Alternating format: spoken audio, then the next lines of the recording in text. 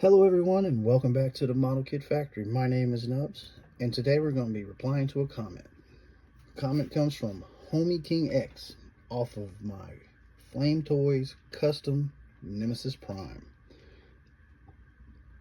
It says, once I get this model kit, I really need to get some help painting. Can you see if you can give me a list on how to paint it and the materials to use? Because I know the paint though. Can you see if you can help me? I can help you, my friend. I can only help you the best I can. And I hope this really does.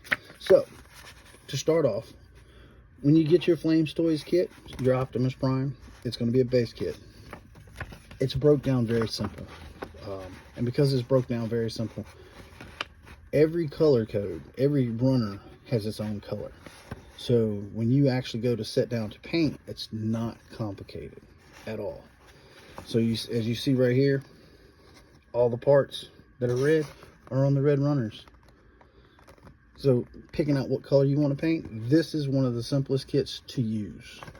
It's not very intricate, even though it does have moving parts. Now, that being said, anything you choose to do to this kit goes into prep work. Everything goes in your prep work. A decent pair of nippers.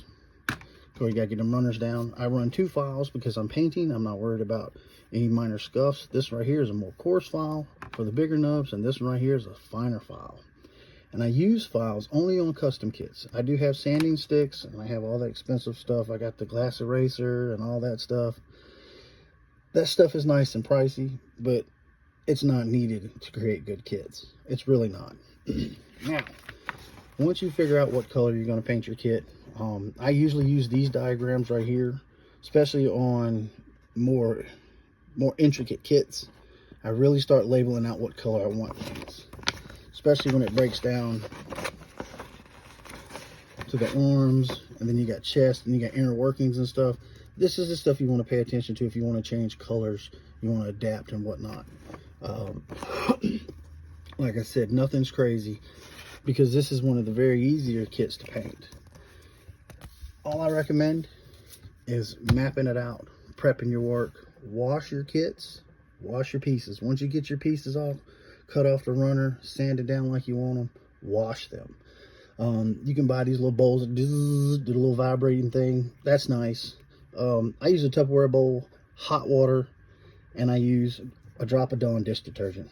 I shake it for a good 2 minutes, then I rinse until I don't see any more bubbles. I lay out on a paper towel or a towel, and I let it air dry for the day. When I go to store my pieces, once I figure out what colors I'm gonna paint them, I use one of these. This is a smaller version, but this comes from my local Walmart. It's literally a tackle box, but it helps so much with all the smaller pieces. Now I have a larger one that I use for my bigger kits that are more intricate and a lot harder to keep up with. And this one right here comes from the same Walmart. It was found in the arts and crafts section. It was actually in the section where you get the little beads for making bracelets and necklaces and this, that, and the other. It was like 15 bucks. I got this one because it's got dividers that you can move, and that helps out with bigger pieces, smaller pieces, and whatnot.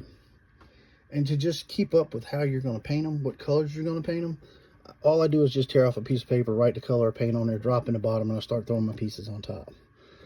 It's not hard, especially on the smaller kits. Now, on the more intricate kits, yes, you really have to start putting them together a little bit to see what parts are which, this, that, and other.